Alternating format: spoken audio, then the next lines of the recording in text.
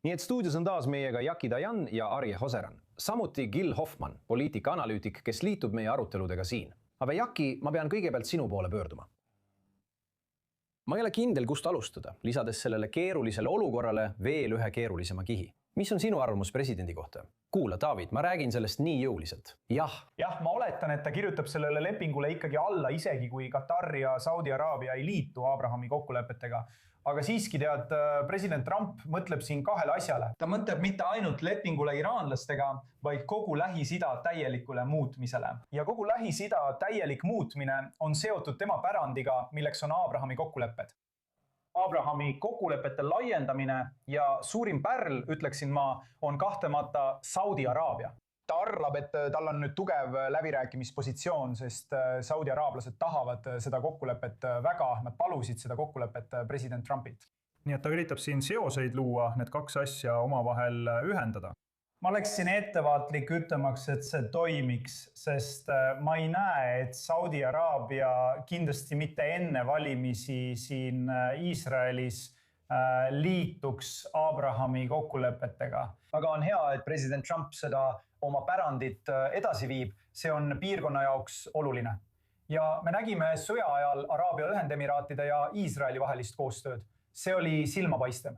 Ma mõtlen, Iisrael kaitses Araabia Ühendemiraate. Liit on tekkimas, täpselt nii. See näitas, kui olulised on Abrahami kokkulepped.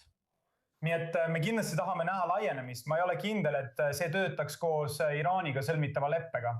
Arja, mis on sinu arvamus? Ma mõtlen Saudi Araabia positsioonist, sest tundub, et ta natuke survestab Saude, öeldes, et nad peaksid kohe liituma. Nad on meile selle võlgu.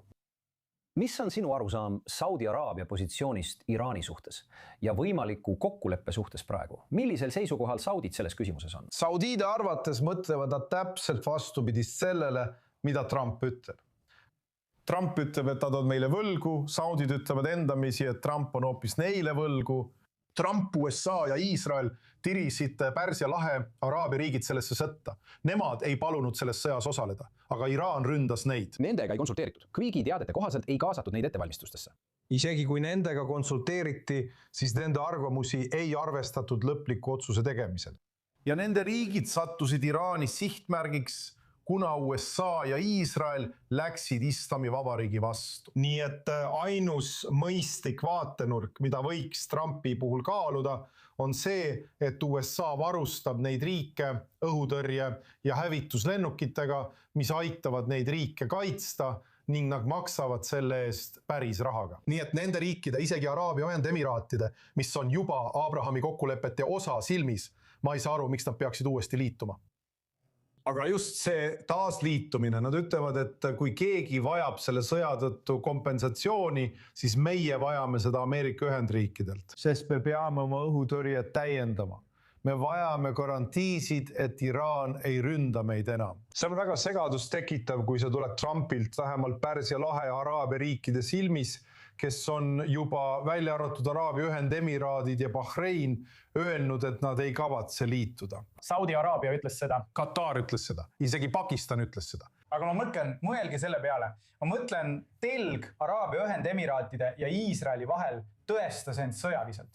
Ja teiselt poolt tõestas Saudi Araabia end kui pabertiiger, ütleksin ma, kes vajab mingisugust liitlassuelt, sõjalist liitu selles piirkonnas. Nii et teate, ühel pool on Iraan, teisel pool on Iisrael. Nii et kindlasti, kui nad saavad kellegi peale loota, ma ei ütleks, et neid kaitsta, aga nendega kaitsevaldkonnas koostööd teha, siis see on Iisrael, see on loogiline.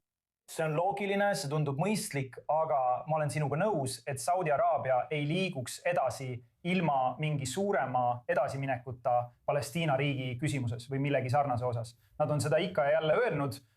Sa räägid nagu iisraelane, aga Saudi Araabia vaatetorgast nähakse nii Iraani kui ka Iisraeli halbadena.